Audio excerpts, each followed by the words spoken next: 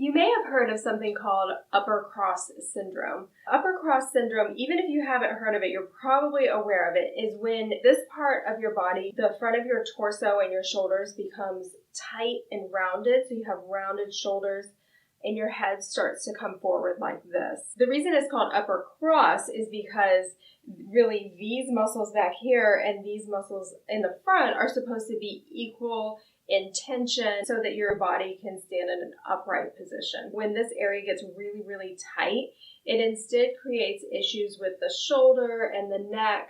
It can speed up degeneration along your cervical spine.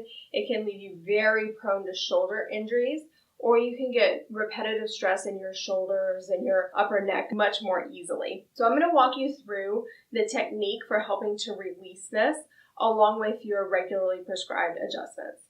So the tools that you'll need will be a tennis ball, a heating pad, and your cervical traction that you've been assigned here at HealthWorks. And we're going to walk through how to release some of the tight muscles, how to make sure you're rehabbing your spine, and how to get the muscles that are tight to just relax on a daily basis.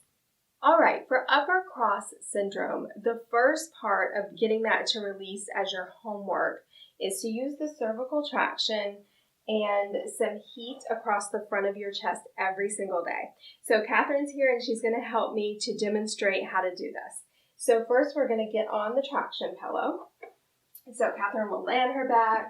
And now when you're at home with this, you can either do this on the floor or in bed, whichever you can do more routinely. So you do get a better stretch in your neck if you do it on a hard surface like the floor, but it really doesn't make that much of a difference if you're not doing it every day. So my recommendation is to do it either as you're waking up or going to sleep at night, because you're already laying down, you're already planning on spending time, hopefully asleep. So it's not that much of a stretch to add in the routine of doing your traction for 15 minutes, either as you're going to sleep or as you're waking up. So the proper placement of the traction pillow is to get it right on the skin and as close to the shoulders as possible. Yeah, come on back.